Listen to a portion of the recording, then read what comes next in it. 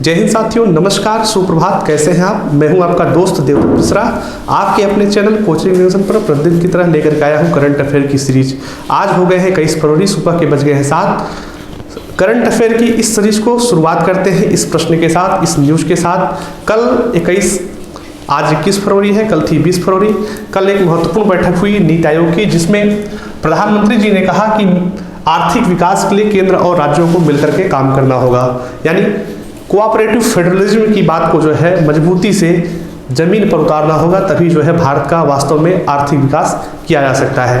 तो चलिए, प्रश्न इस पर आधारित है जो आपके परीक्षा में पूछा जा सकता है और कई बार पूछा गया है कई परीक्षाओं में। नीति आयोग का पदेन अध्यक्ष कौन होता है? उस बात पर बढ़ने से पहले मैं थोड़ा सा आपको बता दूं कि नीति आयोग जो है होता क्या है। दरअसल सबसे पहले जो है नीति आयोग के गठन से पहले जो है योजना आयोग का गठन था। योजना आयोग का गठन था। योजना आयोग का गठन इस उद्देश्य से किया गया था कि लगभग लंबे टर्म के लिए जो है 5 वर्षों के लिए जो है पूरा भारत के विकास का एक प्लान तैयार किया जाए और उस प्लान पर, उस लक्ष्य को लेकर के जो है उसी दिशा में कदम बढ़ाए जाए और भारत के क्या हो सके, विकास हो सके। ठीक है ना? इस प्रकार से योजना आयोग काम करता था, जिसमें जो है पंचवर्षीय योजनाएं बनती थी। ठीक, 2014 में मोदी गवर्नमेंट के आने के बाद मोदी गवर्नमेंट ने इस योजना आयोग को समाप्त करने की दिशा में कदम उठाया। ठीक है ना?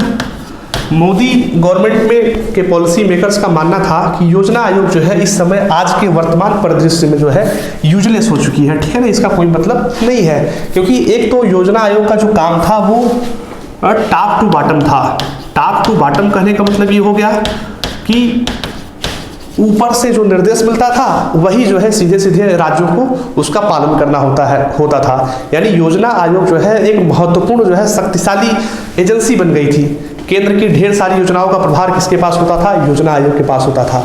लेकिन इसकी जो है उपयोगिता कुछ खास आज के संदर्भ में समझ नहीं आती थी। तो 2015 में, सन 2015 में एनडीए गवर्नमेंट ने एक नई आयोग का गठन किया, जिसका नाम था नीति आयोग। ठीक है ना? नीति आयोग का इसका अंग्रेजी में पूरा नाम दिया गया, NITI का नाम दिया गया, national institution for transforming India इसका नाम दिया गया। सामान्य संदर्भों में समझे तो नीति का मतलब क्या होता है? नीति का मतलब होता है योजना बनाना। ठीक है ना? पॉलिसी मेकिंग करना। तो इस एजेंसी का गठन ही इसलिए किया गया है कि क्या किया जाए, भारत के विकास के लिए जो है राज्यों के साथ मिल करके, किसके साथ? राज्यों के साथ मिल करके नीतियां बनाई जाए, जिस पर केंद्र और राज्य एक साथ काम करें और भारत विकास के उच्चतम मोर्चे पर जल्दी से जल्दी जो है पहुंच सके। ठीक है ना? ये इस नीति आयोग इस लक्ष्य के साथ जो है आगे बढ़ा। ठीक है ना? अब नीति आयोग का जो स्ट्रक्चर होता है, सदैव जैसे योजना आयोग के अध्यक्ष जो है प्रधानमंत्री हुआ करते थे, ठीक उसी प्रकार से नीति आयोग का जो पदेन अध्यक्ष होता है वो प्रधानमंत्री होता है। ठीक है ना? यानी इस प्रश्न का सही जवाब है नीति आयोग का पदेन अध्यक्ष कौन होता है? नीति आयोग का पदेन अध्यक्ष होता है प्रधानमंत्री। ज्यादातर प्रश्नों में आप देखते होते हैं कहीं न कहीं जब अध्यक्षता की बात आती है तो ज्यादातर जो है नियुक्तियां और अध्यक्षता राष्ट्रपति करता है। लेकिन ध्यान दीजिएगा, नीति आयोग के संदर्भ में नीति आयोग का पदेन अध्यक्ष कौन होता है? प्रधानमंत्री होता है, राष्ट्रपति नहीं होता है। ठीक है ना? दूसरा, जब आपसे कहा जाए कि जीएसटी काउंसिल की चेयरमैनशिप कौन करता है, तो जीएसटी काउंसिल की चेयरमैनशिप करता है वित्त मंत्री। ठीक है ना? ये दो महत्वपूर्ण ऐसे टर्म हैं जिनमें राष्ट्रपति का कोई सीधा संदर्भ नहीं होता है। ठीक है ना? इस बात को आप पॉइंट को नोट करके रखेंगे। और नीति आयोग के वर्तमान अध्यक्ष को तो आपने जान लिया। कैसे जान लिया? क्योंकि नीति आयोग का जो वर्तमान अध्यक्ष है वो क्या है? भारत का प्रधानमंत्री है। यानी भारत के प्रधानमंत्री पद पर जो बैठा हुआ व्यक्ति है वही क्या होगा? नीति आयोग का अध्यक्ष होगा। अगर आज आपसे प्रश्न में सवाल पूछ लिया जाए, एग्जाम में प्रश्न पूछ लिया जाए कि वर्तमान समय में नीति आयोग का अध्यक्ष कौन है, तो आपको ज्यादा घबराने की जरूरत नहीं है। जब भी ये प्रश्न पूछा जाए तो आपसे यह पूछा जा रहा है, आप ये समझ लेंगे कि आपसे पूछा जा रहा है कि भारत का प्रधानमंत्री कौन है, क्योंकि भारत का प्रधानमंत्री ही नीति आयोग का पदेन अध्यक्ष होता है। ठीक, तो वर्तमान नीति आयोग के पदेन अध्यक्ष कौन है? श्री नरेंद्र मोदी, जो भारत के प्रधानमंत्री हैं। ठीक है ना? श्री नरेंद्र मोदी जी। इसके अलावा अगर उपाध्यक्ष की बात की जाए, नीति आयोग का एक उपाध्यक्ष होता है जो अध्यक्ष के बाद सबसे महत्वपूर्ण व्यक्ति होता है। इस समय वर्तमान नीति आयोग के उपाध्यक्ष हैं श्री राजीव कुमार जी। कौन है? श्री राजीव कुमार जी, ठीक है ना। नीति आयोग में एक मुख्य कार्यकारी अधिकारी यानी सीईओ भी कार्य करता है। नीति आयोग के जो सीईओ हैं बहुत चर्चित व्यक्ति हैं, उनका नाम है अमिताभ कांत, ठीक है ना। इन सब व्यक्तित्वों को जो है आप अपने मस्तिष्क में बैठा लीजिए, क्योंकि ये सब जो है परीक्षा के दृष्टिकोण से बहुत महत्वपूर्ण नाम है, ठीक है ना। राजीव कुमार, अमिताभ कांत या भारत के प्रधानमंत्री श्री नरेंद्र मोदी, क्योंकि वो नीति आयोग के क्या है? पदेन अध्यक्ष है, ठीक है ना। और नीति आयोग की एक गवर्निंग काउंसिल होती है। कौन सी काउंसिल होती है? कौन सी काउंसिल होती है? गवर्निंग काउंसिल होती है, ठीक है ना। नीति आयोग की एक गवर्निंग काउंसिल होती है जिसमें जो है सभी राज्यों के मुख्यमंत्री शामिल होते हैं, ठीक है ना। सभी राज्यों के मुख्यमंत्री और जो संघ शासित क्षेत्र है जिनको यूटी कहा जाता है, उनके उपराज्यपाल यानी लेफ्टिनेंट गवर्नर भी जो है शामिल होते हैं, ठीक है ना। ये गवर्निंग काउंसिल की बैठक में जो है इतने लोग शामिल होते हैं और प्रायः जो है इसको आप देखे होंगे कहा जाता है टीम इंडिया। क्या कहा जाता है? टीम इंडिया, ठीक है ना। टीम इंडिया का संदर्भ जब आए तो आप समझ लीजिए कि गवर्निंग काउंसिल की बैठक हो रही है, ठीक है ना। ये थी नीति आयोग के संदर्भ में बहुत महत्वपूर्ण बातें। नीति आयोग एक और पॉइंट जो है छूटा जा रहा है नीति आयोग के संदर्भ में, जैसे अटल इनोवेशन मिशन है, ठीक है ना। अटल इनोवेशन मिशन है, या कह लीजिए अटल इनोवेशन लैब करके जो योजना चलती है, उसका क्रियान्वयन कौन करता है? उसका क्रियान्वयन नीति आयोग करता है, ठीक है ना। उसका क्रियान्वयन कौन करता है? नीति आयोग करता है। नीति आयोग का महत्वपूर्ण काम है कि इसका अप्रोच है बॉटम टू टॉप, ठीक है ना। क्या है? बॉटम टू टॉप, यानी राज्यों से मिल करके उनके विकास के संदर्भ में चर्चा करना और उन सब चर्चाओं को जो है ऊपर तक पहुंचा करके समेकित निष्कर्ष बना करके एक विजन तैयार करना कि लंबे टर्म के लिए क्या चीजें महत्वपूर्ण है, कैसी पॉलिसी मेकिंग होनी चाहिए, ठीक है ना। यह जो है नीति आयोग का काम करने का तरीका है। चलिए अगले प्रश्न की तरफ बढ़ते हैं, अगले समाचार की तरफ बढ़ते हैं। समाचार है कि कल 20 फरवरी को जो है 2 राज्यों का स्थापना दिवस मनाया गया। एक राज्य है मिजोरम और दूसरा है अरुणाचल प्रदेश। मिजोरम और अरुणाचल प्रदेश के स्थापना दिवस पर भारत के राष्ट्रपति रामनाथ कोविंद, प्रधानमंत्री नरेंद्र मोदी और गृह मंत्री अमित शाह सहित तमाम दिग्गजों ने जो है बधाई दी, ठीक है ना। 20 फरवरी को मिजोरम और अरुणाचल प्रदेश का गठन हुआ था। आपको 20 फरवरी इसलिए नहीं याद करना है कि इस दिन जो है मिजोरम और अरुणाचल प्रदेश का गठन हुआ था। शायद ही कोई ऐसा एग्जाम हो जिसमें पूछा जाए कि मिजोरम और अरुणाचल प्रदेश का गठन किस तारीख को हुआ था। आपको तारीख याद करने की जरूरत नहीं है, लेकिन आपको ध्यान क्या देने की जरूरत है कि मिजोरम कहाँ है, अरुणाचल प्रदेश कहाँ है और पूर्वोत्तर के राज्य कहाँ है। मैं बार बार आपको मैप इसलिए पढ़ाता हूँ क्योंकि परीक्षा में जो है पूर्वोत्तर के राज्यों से खासे सवाल पूछे गए हैं, उनकी लोकेशंस को लेकर के, उनकी सीमाओं को लेकर के। तो मेरा व्यक्तिगत यह मानना रहता है कि जब भी पूर्वोत्तर का कोई राज्य चर्चा का विषय बने तो एक बार जो है पूर्वोत्तर के सारे राज्यों को क्रम से जो है देख लेना चाहिए, ठीक है ना, कि कौन सा राज्य कहाँ है, ठीक है ना। जैसे मिजोरम की बात आई, अगर कोई आपसे मिजोरम पूछ ले तो मिजोरम का नाम आते ही आपको तुरंत मैप ध्यान में आ जाना चाहिए कि हाँ मिजोरम कहाँ है, मिजोरम एकदम कोने पर है, ठीक है ना। अरुणाचल प्रदेश कहाँ है, अरुणाचल प्रदेश यहाँ है।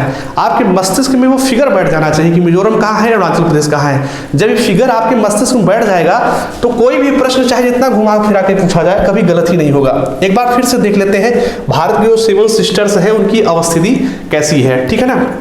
सबसे पहले अरुणाचल प्रदेश से ही शुरुआत करते हैं। अरुणाचल प्रदेश का भी कल स्थापना दिवस था 20 फरवरी को। तो अरुणाचल प्रदेश का अगर आप मैप देखेंगे तो आप पाएंगे कि असम की सीमा से होते हुए भूटान की सीमा और चीन की सीमा से होते हुए इस प्रकार से जो है अरुणाचल प्रदेश की सीमा जो है शुरू होती है, ठीक है ना। ये है अरुणाचल प्रदेश की सीमा। और आप देखेंगे तो पाएंगे कि यह कुछ इस तरीके से जो है ऐसे फैली हुई है जैसे जो है क्या हो असम को जो है कब्जा किए हुए, ठीक है ना। जैसे असम के ऊपर क्या कर लिया गया हो, आप देखें तो असम को जो है ऐसे करके यह दबाए हुए हैं इतने क्षेत्र पर, ठीक है ना। इस बात को ध्यान दे लीजिएगा। अरुणाचल प्रदेश कैसा है, जैसा असम को जो है एक तरफ से उसका एक हिस्सा क्या हुए हैं, दबाए हुए हैं, ठीक है। ये है किसका, अरुणाचल प्रदेश का मैप है, ठीक है ना। किसका मैप है, अरुणाचल प्रदेश। अरुणाचल प्रदेश के बाद इधर से जो दूसरा नाम आता है वो नाम आता है नागालैंड। कौन सा नाम आता है, नागालैंड, बिल्कुल सटा हुआ है, ठीक है ना। अगर आपसे पूछ लिया जाए कि क्रम कौन सा है अरुणाचल प्रदेश के बाद, सबसे पश्चिम की तरफ से, सबसे पूर्व की तरफ से लिया जाए और सबसे दक्षिण की तरफ से लिया जाए, तो जो क्रम होगा, पहले नागालैंड आएगा, फिर क्या आएगा, फिर आएगा मणिपुर आएगा, ठीक। मणिपुर के बाद क्या आएगा, फिर आएगा मिजोरम, क्या आएगा, मिजोरम आएगा, ठीक है ना। ये मिजोरम है। उसके बाद ये आता है त्रिपुरा, ये क्या है, त्रिपुरा है। फिर ये असम की सीमा लगती है, यानी असम की सीमा यहाँ से शुरू होती है ऐसे करके, इस तरीके से लगती हुई ऐसे करके करते यहाँ से जो है असम की सीमा जो है पूर्वोत्तर राज्यों में सबसे विशाल सीमा है, कह लीजिए आप। अरुणाचल प्रदेश के समतुल्य है, उससे भी विशाल सीमा है किसकी, असम की, ठीक ना। अब ध्यान दीजिए, मिजोरम की बात हो रही थी। मिजोरम कहाँ है, मिजोरम भैया ये है, ठीक है ना। ये है आपका मिजोरम। मिजोरम की दूरी काफ़ी मतलब अगर भारत से आपको जाना है मिजोरम, तो आपको पहुंचने में बड़ी कठिनाई होती है, क्योंकि अगर यहाँ इस कोने पर जाना है तो समझ लीजिए सबसे जो है काफ़ी दूरी वाला बिंदु पड़ जाता है पूर्वोत्तर भारत के संदर्भ में। मेघालय कहाँ है, आपने पढ़ा कि मेघालय जो है ये है। और एक सेवन सिस्टर्स में जो नाम आता है वो आता है सिक्किम का, ठीक। सिक्किम कहाँ है, यहाँ है। सातों राज्यों की राजधानियाँ देख लेते हैं। अरुणाचल प्रदेश की राजधानी क्या है, अरुणाचल प्रदेश की राजधानी है ईटानगर, ठीक है ना। अरुणाचल प्रदेश की राजधानी क्या है, ईटानगर है, जो यहाँ अरुणाचल प्रदेश और आसाम की सीमा पर बसा हुआ है। नागालैंड की राजधानी कहाँ है, नागालैंड की राजधानी कोहिमा है। मणिपुर की राजधानी है इम्फाल। मिजोरम की राजधानी है आइजॉल। और त्रिपुरा की राजधानी है अगरतला। मेघालय की राजधानी है शिलांग। और असम की राजधानी क्या है, गुवाहाटी है। सिक्किम की राजधानी क्या है, गंगटोक है, ठीक। अब जरा सा प्रश्न पर जाइए। अभी तक मैंने प्रश्न नहीं पढ़ा था। प्रश्न दिया गया है, निम्नलिखित में से किस राज्य की सीमा चीन से लगती है। 4 राज्य दिए गए हैं और चारों राज्य आप पाएंगे कि चारों राज्य भारत के पूर्वोत्तर क्षेत्र से हैं, ठीक है ना। अरुणाचल प्रदेश, मेघालय, मिजोरम और त्रिपुरा। अब यहाँ चीन तो स्पष्ट हो नहीं रहा है, लेकिन अगर आपने चीन को थोड़ा सा भी देखा होगा तो आप देख रहे होंगे कि चीन जो है कहाँ अवस्थित है। तो आप पाएंगे कि चीन जो है, चीन की अवस्थिति इस तरीके से है। मतलब ये सब अगर रफ स्केच उसका खींच लिया जाए तो कुछ इस तरीके से चीन की अवस्थिति है, ठीक है ना। इतना आपको समझ में आएगा ये क्या है, चीन है, ठीक। अब इधर आइए, आप इस मैप पर आइए। इस मैप पर आप बताइए कि चीन कहाँ है। तो आप पाएंगे कि चीन जो है अरुणाचल प्रदेश की सीमा को तो टच जरूर करता होगा, ठीक है ना। किसकी सीमा को, अरुणाचल प्रदेश की सीमा को टच जरूर करता होगा। और आप देख रहे हैं, मैं इसको जूम करूं तो आप देखेंगे तो पाएंगे कि ये जो क्षेत्र है, ये जो सीमा है, यहां से अगर ले लिया जाए तो इसके ऊपर क्या है, यहां तक पूरा जो है चीन है, ठीक है ना। ये सब क्या है, ये चीन की सीमा है। ये सब क्या है, चीन की सीमा में आपको बना दे रहा हूं, ठीक है ना। ये सब क्या है, चीन की सीमा है। अब बताइए चीन कहाँ कहाँ स्पर्श कर रहा है। चीन भारत के पूर्वोत्तर राज्यों में देखा जाए तो एक असम को जो है स्पर्श कर रहा है, ठीक है ना। सॉरी, अरुणाचल प्रदेश को स्पर्श कर रहा है। किसको स्पर्श कर रहा है, अरुणाचल प्रदेश को। इसके बाद जो है वह और नीचे नहीं है, क्योंकि यहाँ से जो सीमा शुरू हो जाती है वो सीमा शुरू हो जाती है, उसका नाम है म्यांमार। यहाँ से म्यांमार की सीमा शुरू हो जाती है, ठीक।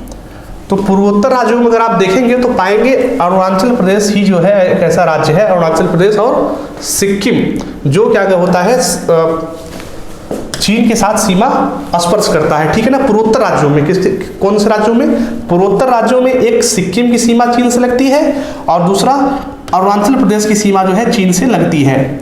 बाकी आप विकल्प देख लीजिए और उसमें सही टिक कर दीजिए कौन से राज्य की सीमा लगती है। अरुणाचल प्रदेश की आपने जान लिया कि लगती है। क्यों लगती है, क्योंकि यहाँ तक जो है चीन है। इसके बाद इधर क्या आ जाता है, इधर आ जाता है म्यांमार। इधर पूरा क्या आता है, म्यांमार आ जाता है, ठीक है ना। मेघालय आप देखेंगे तो पाएंगे कि मेघालय तो भैया यहाँ बसा हुआ है, तो मेघालय की सीमा या तो असम से लगती हुई है, क्योंकि ये सब क्या है, ये है असम, या तो मेघालय असम से लगा हुआ है, या मेघालय किससे लगा हुआ है, या मेघालय लगा हुआ है बांग्लादेश से। किससे लगा हुआ है, बांग्लादेश से, ठीक है ना। ये है जो है बांग्लादेश की सीमा, ये किसकी सीमा है, बांग्लादेश सीमा। या तो मेघालय असम से लगा हुआ है या किससे लगा हुआ है, बांग्लादेश से, ठीक। और राज्यों की सीमा देख लेते हैं, ध्यान से देखिए, देखते चलिएगा। नागालैंड की बात की जाए तो नागालैंड आप पाएंगे कि नागालैंड या तो असम की सीमा से टच कर रहा है, या तो अरुणाचल प्रदेश की सीमा से टच कर रहा है, या फिर देशों में बात की जाए तो वह म्यांमार की ही सीमा को स्पर्श करता है, ठीक है ना, क्योंकि इधर का पार्ट क्या है, म्यांमार का है, ठीक है ना। यहाँ के बाद जितना पार्ट है वो किसका है, म्यांमार का पार्ट है। आप मैप में देख रहे होंगे, ठीक है ना। इधर का पूरा क्षेत्र क्या है, ये सब क्या है, ये सब किसका हिस्सा है, ये सब हिस्सा है म्यांमार का, ठीक है ना। म्यांमार की स्थिति को अगर आप जानते रहेंगे, भारत का पड़ोसी देश है, यह जो है ऐसे ऐसे करके है, यानी यहाँ तक क्या है, यहाँ तक बसा हुआ है अरुणाचल प्रदेश, ये है नागालैंड, ये है मणिपुर, ये है मिजोरम और ये है त्रिपुरा, ठीक ना। अगर आपसे म्यांमार की सीमा को स्पर्श करने वाले भारतीय राज्य पूछे जाएं तो आपको बताएंगे कि एक अरुणाचल प्रदेश है, कौन सा राज्य है, एक अरुणाचल प्रदेश है, दूसरा क्या है, नागालैंड है, तीसरा है मणिपुर, चौथा है मिजोरम। 4 राज्य जो है भारत के 4 राज्य ऐसे हैं जो म्यांमार की सीमा से स्पर्श करते हैं, ठीक है ना। आज पूरा मैप ही पढ़ लीजिए पूर्वोत्तर भारत का। भारत के 4 राज्य हैं ऐसे जो म्यांमार की सीमा से स्पर्श करते हैं, ठीक है ना। कौन कौन से, अरुणाचल प्रदेश, नागालैंड, मणिपुर, मिजोरम और मिजोरम, ठीक है ना। कितने हो गए, 4, 1 2 3 4। ओके, चीन की सीमा को आपने देख ही लिया कि पूर्वोत्तर भारत में सिक्किम और अरुणाचल प्रदेश 2 ऐसे राज्य हैं जो चीन की सीमा के साथ स्पर्श करते हैं, ठीक ना। आपने इन 7 राज्यों की राजधानियां भी जान ली और उनकी अवस्थिति भी जान ली कि कौन से राज्य का पॉलिटिकल मैप क्या है, ठीक है। ऐसे आप लगातार 4-6 दिन और देख लेंगे तो मेरा विश्वास है कि पूरा पूर्वोत्तर भारत का पॉलिटिकल मैप जो है आपको क्लियर हो जाएगा, ठीक है ना। चलिए अगले न्यूज पर बढ़ते हैं और अगले प्रश्न की तरफ बढ़ते हैं। न्यूज ये है कि सबसे आधुनिक टैंक रोधी मिसाइल, उसका परीक्षण सफल हो गया है, ठीक है ना। उसमें 2 नाम आ रहा है, हेलिना और ध्रुवास्त्र का, ठीक है ना। इन दोनों का क्या हुआ, सफल परीक्षण हुआ है। प्रश्न पूछा जा रहा है आपसे इसी न्यूज से, देखिए न्यूज के हेडलाइन से ही आपकी परीक्षा के लिए प्रश्न चुराया गया है। न्यूज की हेडलाइन क्या है, सबसे आधुनिक टैंक रोधी मिसाइल, टैंक रोधी मिसाइल हेलिना और ध्रुवास्त्र, ये न्यूज की हेडलाइन है। और प्रश्न क्या आपसे पूछा जा रहा है, निम्नलिखित में से टैंक रोधी मिसाइल है, हेलिना, अग्नि, आकाश, पृथ्वी। तो आप तो सही विकल्प लगा देंगे कि टैंक रोधी मिसाइल क्या है, हेलिना है। लेकिन इन सब के बारे में भी एटलीस्ट जानते रहना है। मान लीजिए ये तो एक विकल्प वाला ऑप्शन है जिसमें एक ही सही है, कभी कभी मल्टीपल चॉइस क्वेश्चन आते हैं जिसमें 2 से ज़्यादा विकल्प सही हो सकते हैं, 1 से ज़्यादा विकल्प सही हो सकते हैं। तब आपको इन सब के बारे में भी जानना होगा कि अग्नि कैसी मिसाइल है, आकाश कैसी मिसाइल है और पृथ्वी कैसी मिसाइल है। तो थोड़ा सा आज हेलिना और ध्रुवास्त्र का दिन है तो उसको समझ लेंगे। ये जो मिसाइल दी गई है हेलिना और ध्रुवास्त्र, ये एंटी टैंक गाइडेड मिसाइल है, एटीजीएम्स बोलते हैं इसको, क्या बोलते हैं, एटीजीएम्स, यानी एंटी टैंक गाइडेड मिसाइल्स है। भारत का जो सबसे महत्वपूर्ण एंटी टैंक गाइडेड मिसाइल है उसका नाम है नाग। क्या नाम है, नाग। जब भी नाग आए तो उसका मतलब क्या है, एंटी टैंक है। टैंक का मतलब टैंकरों को जो होते हैं ना, विपक्षी देशों के उनके टैंकर्स जो होते हैं मिलिट्री को, उनको ध्वस्त करने का जो है यह मिसाइल है। तो नाग के ही 2 उन्नत वर्जन आए हैं, 2 इनोवेटिव वर्जन आए हैं। एक का नाम है हेलिना, दूसरे का नाम है ध्रुवास्त्र, ठीक है ना। ये नाग के ही क्या है, अपग्रेडेड वर्जन है एंटी टैंक गाइडेड मिसाइल के। हेलिना जो है बनाया गया है मिलिट्री के लिए, यानी थल सेना के लिए बनाया गया है। किसके लिए बनाया गया है, थल सेना के लिए। और ध्रुवास्त्र बनाया गया है विशेषकर एयरफोर्स के लिए, ठीक है ना। एयरफोर्स का मतलब ध्रुवास्त्र का जो है निर्माण वायुसेना के लिए किया गया है, ठीक है ना। तो जब भी नाग आपके ऑप्शन में आए या हेलिना आए या ध्रुवास्त्र आए तो आप क्या करेंगे, इनको टिक लगाएंगे कि ये एंटी टैंक गाइडेड मिसाइल्स हैं, ठीक है ना। कैसी मिसाइल्स हैं, टैंक रोधी मिसाइलें हैं। टैंक रोधी मतलब एंटी टैंक गाइडेड मिसाइल्स हैं, नाग, हेलिना, ध्रुवास्त्र, ठीक ना। अग्नि, आकाश और पृथ्वी के बारे में आप पढ़ ही चुके हैं, ये सब बैलिस्टिक मिसाइल्स हैं। इनके बारे में कई बार आपको बता चुका हूं, आज जो है समय इस पर नहीं लूंगा, ठीक है ना। चलिए अगली न्यूज देखते हैं। अगली न्यूज है बीकानेर से। बीकानेर राजस्थान का एक जो है जिला है, कह लीजिए। वहां से एक न्यूज आई है कि बीकानेर में जारी है 16वां भारत अमेरिका संयुक्त सैन्य अभ्यास, ठीक है ना। भारत और अमेरिका का संयुक्त मिलिट्री एक्सरसाइज वहां कंटिन्यूअस चल रहा है, ठीक है ना। मिलिट्री एक्सरसाइज जो है वहां। अब प्रश्न भी पूछा गया है कि संयुक्त सैन्य अभ्यास, युद्ध अभ्यास, क्या नाम है, युद्ध अभ्यास निम्नलिखित में से किन देशों की सेनाओं के मध्य आयोजित किया जाता है, ठीक है ना। इस समय जो सैन्य अभ्यास चल रहा है भारत अमेरिका के बीच, उसका नाम है युद्ध अभ्यास। युद्ध अभ्यास उसका नाम ही है, अभ्यास तो युद्ध का हो ही रहा है, लेकिन उसका नाम भी क्या है, उसका नाम भी है युद्ध अभ्यास, ठीक है ना। युद्ध अभ्यास हो ही रहा है, लेकिन नाम भी उसका क्या है, युद्ध अभ्यास है। भारत और अमेरिका की थल सेनाओं के बीच यह आयोजित होता है। किसके किसके किसके बीच, भारत और अमेरिका की थल सेनाओं के बीच आयोजित होता है। तो प्रश्न पूछा गया है संयुक्त सैन्य अभ्यास, युद्ध अभ्यास, नाम क्या है, युद्ध अभ्यास, निम्नलिखित में से किस देशों की सेनाओं के मध्य, किन देशों की सेनाओं के मध्य आयोजित किया जाता है। तो आप सही विकल्प लगाएंगे भारत और अमेरिका।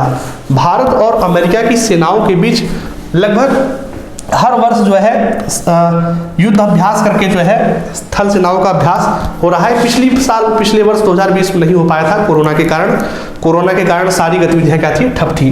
तो आज थोड़ा सा हम देख लेंगे कि कुछ प्रमुख जो है इंपॉर्टेंट पूछा जाता है कि एक प्रश्न जो है प्राय परीक्षा में आता है, प्रमुख या इंपॉर्टेंट युद्ध अभ्यास कौन कौन से हैं, ठीक है ना। चलिए देखते हैं कि इंपॉर्टेंट जो है युद्ध अभ्यास कौन कौन से हैं। चलिए, अभी इस समय जो चल रहा है, आप देख रहे हैं कि इस समय जो है युद्ध अभ्यास चल रहा है। 2021 में पहला अभ्यास कौन सा चल रहा है अभी, भारत और अमेरिका, यूनाइटेड स्टेट्स का मतलब क्या है, भारत और अमेरिका, ये पूरे भारत के संदर्भ में है। भारत और अमेरिका के बीच जो है 8 फरवरी से 21 फरवरी तक, 21 फरवरी आज ही का दिन है, आज लास्ट दिन है, अंतिम दिन है, 8 से 21 फरवरी तक राजस्थान में जो है युद्ध अभ्यास चल रहा है। किसके किसके, अमेरिका और भारत की थल सेनाओं के मध्य में, ठीक है ना। ये इस वर्ष का, इस 2021 का पहला सैन्य अभ्यास है। 2020 में केवल एक अभ्यास आयोजित हो पाया था, उसका नाम था संप्रीति। क्या नाम था, संप्रीति नाम था, ठीक है ना। और संप्रीति जो युद्ध अभ्यास होता है वह होता है भारत और बांग्लादेश की सेनाओं के बीच में, ठीक है ना। भारत और बांग्लादेश की सेनाएं जो है संप्रीति नाम से युद्ध अभ्यास करती हैं। 2020 के युद्ध अभ्यास में बिहार रेजिमेंट, 20वीं बिहार रेजिमेंट ने और बांग्लादेश की 42वीं बांग्लादेश इन्फेंट्री रेजिमेंट ने जो है अभ्यास में हिस्सा लिया था। वह अभ्यास हुआ था मेघालय की उमरोई में। यानी अगर आपसे पूछा जाए संप्रीति युद्ध अभ्यास किन दो देशों की सेनाओं के बीच होता है, तो आप बताएंगे भारत और बांग्लादेश, ठीक है ना। क्या नाम बताएंगे, भारत और बांग्लादेश, संप्रीति भारत बांग्लादेश, ठीक। 2 युद्ध अभ्यास आपने जाना, एक जाना युद्ध अभ्यास भारत और अमेरिका, संप्रीति मतलब भारत और बांग्लादेश। तीसरा भारत और अमेरिका के बीच होता है, उसका नाम है टाइगर ट्रायम्फ। क्या नाम है, टाइगर ट्रायम्फ। ट्रायम्फ का मतलब होता है विजय, ट्रायम्फ का मतलब क्या होता है, विजय। यह भी क्या होता है, भारत और अमेरिका की थल सेनाओं, नौसेनाओं और वायु सेना, थल सेनाओं और नौसेनाओं के बीच जो है आयोजित किया जाता है। तो यह जो है 2019 में आयोजित किया गया था, ठीक है ना। शक्ति आयोजित हुआ था, सिंधु दूरदर्शन आयोजित हुआ था, एक महत्वपूर्ण अभ्यास हुआ था काजिंद। क्या नाम है, काजिंद। अब हिंदी में अगर आपको काजिंद लिख देगा तो आप कंफ्यूज हो जाएंगे। इससे अच्छा है कि आप अंग्रेजी वाला टर्म देख ले। अंग्रेजी वाला टर्म आप देखेंगे तो पाएंगे काज और इंड। काज से क्या हो गया, कजाकिस्तान, क्या हो गया, कजाकिस्तान, और इंड से क्या हो गया, इंडिया। यानी अगर आपसे परीक्षा में पूछे कि काजिंद अभ्यास किन दो देशों की सेनाओं के बीच हुआ, तो आपने काज मतलब कजाकिस्तान और इंड मतलब इंडिया, दोनों देशों की सेनाओं के बीच आयोजित हुआ, ठीक है ना। काजिंद मतलब कजाकिस्तान और इंडिया यानी भारत। और महत्वपूर्ण क्या है, एक महत्वपूर्ण है भारत और जापान के बीच, उसका नाम है धर्म गार्जियन। क्या नाम है, धर्म गार्जियन। धर्म गार्जियन नाम का जो युद्ध अभ्यास होता है वह आयोजित होता है भारत और जापान की सेनाओं के मध्य में, ठीक है ना। भारत और जापान की सेनाओं के मध्य में क्या नाम है, धर्म गार्जियन नाम है, ठीक है ना। और भारत और अमेरिका के बीच एक और होता है, उसका नाम है वज्र प्रहार। क्या नाम है, वज्र प्रहार। वज्र प्रहार प्लस युद्ध अभ्यास, ये सब किसका नाम है? भारत और अमेरिका के बीच होने वाले सैन्य अभ्यासों का नाम है। ठीक है ना। चलिए और देखते हैं और क्या हो सकता है, कुछ और महत्वपूर्ण एक्सरसाइजों को हम एक बार देख लेते हैं ताकि आपकी परीक्षा के लिए जो है क्लियर रहे। ठीक है ना। इंद्र नाम से जब भी आए, ठीक है ना, इंद्र नाम से कोई भी एक्सरसाइज आए तो आप उसको देंगे कि भारत और रूस के बीच हुआ है। ठीक है ना। किसके बीच? भारत और रूस के बीच जो अभ्यास होता है वह इंद्र नाम से होता है। ठीक है ना।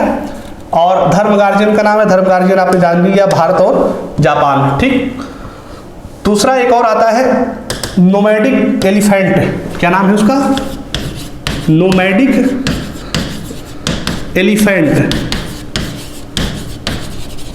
हिंदी नाम जान लीजिए, नोमैडिक एलिफेंट। इस नाम का जो युद्धाभ्यास हुआ था, यह हुआ था भारत और मंगोलिया के बीच में। किसके बीच में? भारत और मंगोलिया के बीच में यह आयोजित हुआ था। ठीक है ना। मंगोलिया को जानते हैं ना, चीन की सीमा से सटा हुआ देश है।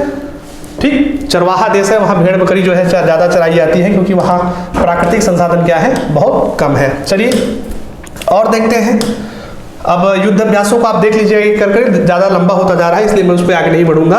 अगली न्यूज़ पर चलता हूँ। अगला न्यूज़ है नौसेना की युद्ध तत्परता का परीक्षण, नौसेना प्रमुख का बयान है। ठीक है ना। अभी आप जान रहे हो कि भारत जो है हिंद महासागर में अपनी नौसेनाओं के पूरे परीक्षण के लिए, ठीक है ना, ज्वाइंट पूरे मतलब कह लीजिए कि एकदम कॉम्प्रिहेंसिव जो है परीक्षण कर रहा है अपनी ताकत का, कि हमारी नौसेना के पास, हमारी नौसेना जो है ऑपरेशनल रूप से कितनी तैयार है। तो जो भारत की नौसेना है वह ट्रॉपेक्स नाम से एक्सरसाइज कर रही है। किस नाम से? ट्रॉपेक्स नाम से एक्सरसाइज कर रही है। ट्रॉपेक्स कहाँ हो रहा है? हिंद महासागर में हो रहा है। अभी लगातार चल ही रहा है, लगभग 1 महीना हो गया ट्रॉपेक्स का आयोजन चल ही रहा है। मैंने आपको पिछले करंट अफेयर्स की वीडियो में भी बताया था ट्रॉपेक्स के बारे में। ट्रॉपेक्स कैसा है? नौसैन्य अभ्यास है। तो नौसेना प्रमुख ने कहा है कि नौसेना की युद्ध तत्परता का पूरा जो है परीक्षण कर लिया गया है ट्रॉपेक्स में। ठीक है ना। तो एक प्रश्न यही बन जाता है कि भारत के वर्तमान नौसेनाध्यक्ष कौन है? नेवी चीफ कौन है? उनका नाम क्या है? उनका नाम है भैया करमबीर सिंह। क्या नाम है उनका? करमबीर सिंह। भारत के नेवी चीफ कौन है? करमबीर सिंह। इस नाम को आप ध्यान ले लीजिएगा। अगर आपसे भारतीय सेना के प्रमुख के बारे में पूछा जाए, सेना का मतलब थल सेना की बात अगर आए, तो आप बताएंगे उनका नाम है मनोज मुकुंद नरवणे। क्या नाम है? मनोज मुकुंद नरवणे। ये कौन है? थल सेनाध्यक्ष है। जल सेनाध्यक्ष आपने जान लिया करमबीर सिंह। वायुसेना अध्यक्ष की बात आए तो आप बताएंगे राकेश सिंह भदौरिया। राकेश सिंह भदौरिया क्या है? वायुसेना अध्यक्ष है। और अगर बात की जाए भारत के चीफ ऑफ डिफेंस स्टाफ की, तो चीफ ऑफ डिफेंस स्टाफ है इस समय जनरल बिपिन रावत। यह भारत के पहले चीफ ऑफ डिफेंस स्टाफ है जब से जो है ज्वाइंट थिएटर कमांड का गठन किया गया है। ठीक है ना। ज्वाइंट थिएटर कमांड का गठन किया गया है। ठीक है ना। ज्वाइंट थिएटर कमांड का गठन इसलिए किया गया है ताकि तीनों सेनाओं के बीच ऑपरेशनल इंटीग्रिटी कायम हो सके। तीनों सेनाओं को जो है एक आदेश पर एक आदेश मिले और तीनों सेनाएं जो है एक साथ काम करने लगे। अभी क्या है? अभी भारत में तीनों सेनाएं जो है अलग अलग पूरी उनकी यूनिट है, उनका वेतन अलग है, स्ट्रक्चर अलग है, उनकी भर्तियां अलग है और तीनों जो है अलग अलग नेतृत्व में काम करती हैं। तो उसके लिए एक चीफ ऑफ डिफेंस स्टाफ का गठन हुआ है जो क्या करेगा? इन तीनों सेनाओं के मध्य क्या करेगा? ऑपरेशनल इंटीग्रिटी लाएगा। ठीक है ना। क्या लाएगा? ऑपरेशनल एकरूपता लाएगा। और इस समय भारत के जो चीफ ऑफ डिफेंस स्टाफ है वो कौन से हैं? बिपिन रावत उनका नाम है। ठीक है। चलिए अगली न्यूज पर चलते हैं। अगला न्यूज क्या है?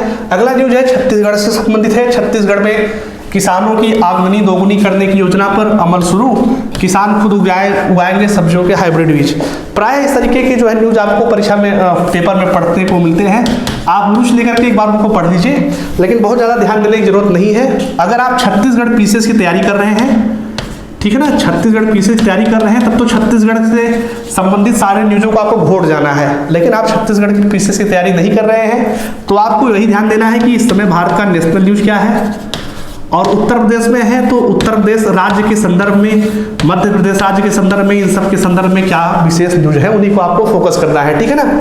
लेकिन अब छत्तीसगढ़ की बात आई है तो थोड़ा सा जान लेते हैं। छत्तीसगढ़ के संदर्भ में एक प्रश्न जो है देख लेते हैं। छत्तीसगढ़ का गठन भारत के किस राज्य से हुआ था? 4 विकल्प दिए गए, मध्य प्रदेश, बिहार, उत्तर प्रदेश, जम्मू कश्मीर।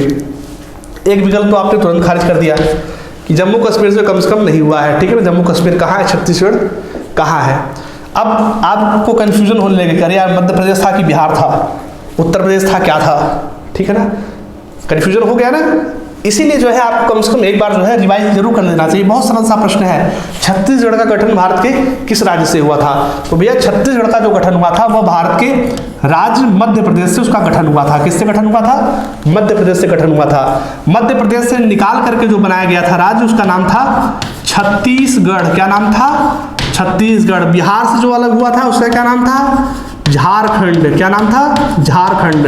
और उत्तर प्रदेश से अलग होकर के नए राज्य का गठन हुआ था, उसका नाम था उत्तराखंड। तीनों का नाम ध्यान लीजिएगा, कंफ्यूजन हो जाएगा। उत्तर प्रदेश और उत्तराखंड में तो आपको कोई कंफ्यूजन नहीं है, लेकिन मध्य प्रदेश और बिहार इन सब में भी कंफ्यूजन हो जाएगा। मध्य प्रदेश से कौन सा राज्य बना था, छत्तीसगढ़, और बिहार से कौन सा राज्य बना था, झारखंड। अगर छत्तीसगढ़ की सीमा आपसे पूछ ली जाए, दर्शाने को आपसे कह दिया जाए मैप में, भैया आप छत्तीसगढ़ को दर्शा लो, नौकरी ले लो, इसमें भी आप फंस जाएंगे। छत्तीसगढ़ को दर्शा ही नहीं पाएंगे, छत्तीसगढ़ है कहाँ। थोड़ा सा देख लीजिए छत्तीसगढ़ है कहाँ। ये मैप थोड़ा सा गलत बना हुआ है, भारत का ऑफिशियल मैप ये है, ठीक है ना। चलिए, ये आपको जो रेड कलर से दिखाई दे पड़ रहा है, जो क्षेत्र दिखाई पड़ रहा है, ये है छत्तीसगढ़। ये क्या है, छत्तीसगढ़। अलग कहाँ से हुआ था, अलग हुआ था मध्य प्रदेश की सीमा से। मध्य प्रदेश की सीमा कौन सी है, ये आप देखेंगे तो पाएंगे ये है भारत का मध्य प्रदेश। भारत का दिल, मतलब बिल्कुल भारत के बीचों बीच में है, ठीक है ना। मध्य प्रदेश की सीमा से अलग हुआ था कौन सा राज्य, छत्तीसगढ़। छत्तीसगढ़ की सीमा देखें किस किस राज्य से मिलती है, एक तो स्वयं मध्य प्रदेश हो गया, दूसरा आप पाएंगे तो थोड़ा सा जो है मिलता है उत्तर प्रदेश से ना, ये उत्तर प्रदेश का सोनभद्र जिला है, ठीक है ना, थोड़ा सा उत्तर प्रदेश से मिल गया। उसके बाद और आप देखेंगे तो और आप पाएंगे कि ये है आपका उड़ीसा राज्य। कौन सा राज्य है, ये है उड़ीसा की है। तीसरा आप देखेंगे तो पाएंगे कि यहाँ से जो है लगभग है आंध्र प्रदेश की सीमा। तीसरा राज्य कौन सा हो गया, आंध्र प्रदेश हो गया। चौथा आपने देखा, चौथा आपने पाया कि यह क्या है, तेलंगाना है, ठीक है ना। पांचवा आप देखेंगे तो पांचवा आप महसूस करेंगे कि ये राज्य है, इस राज्य का नाम क्या है, महाराष्ट्र है, ठीक है ना। छठवा आप देखेंगे, छठवा आप पाएंगे कि यह जो है उत्तर प्रदेश की सीमा से टच कर रहा है, इसलिए यह क्या है, उत्तर प्रदेश की, इस उत्तर प्रदेश को भी स्पर्श करता है, ठीक है ना। एक बार फिर से देख लेते हैं, 7 राज्य हैं, कौन कौन से राज्य हैं, मैं आपको रिपीट कर देता हूँ, कंफ्यूजन होइएगा। सबसे पहले यूपी को ले लेते हैं। पहली जो सीमा टच होती है वो यूपी से, यूपी के सोनभद्र से टच होता है, ठीक है ना। मैं रेड पेन ले लेता हूँ, ओके। सबसे पहली जो सीमा टच होती है वो टच होती है यूपी से। दूसरा आप देखेंगे, दूसरा पाएंगे किससे, एमपी से टच होता है।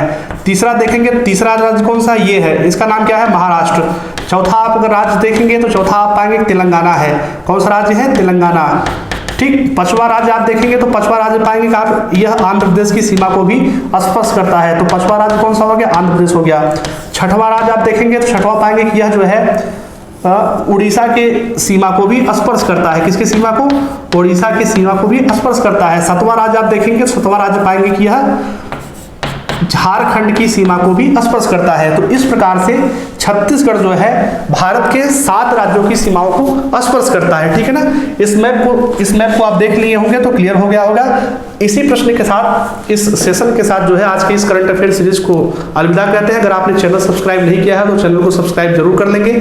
और पीटी एग्जाम का सिलेबस निकल गया है, जो बच्चे यूपी SSSC के जरिए समूह ग के पदों की भर्ती की तैयारी करना चाहते हैं वो आज के ही वीडियो में जो है दिया गया है, उसके सिलेबस पर डिस्कशन किया गया, उसको एक बार जरूर देख लेंगे। और पीटी एग्जाम की तैयारी जरूर करेंगे। SSC GD का भी नया बैच शुरू हो रहा है, अपने इष्ट मित्रों को जरूर बताइए। SSC GD, UPSI, KGF batch, UPTT, मतलब ढेर सारी बैचें कोचिंग जंक्शन पर अच्छे एक्सपर्ट टीचर्स आपको पढ़ा रहे हैं। प्ले स्टोर से ऐप जरूर डाउनलोड कर लीजिए, ठीक है। मन लगा के पढ़ाई करिए, आपका दिन शुभ रहे।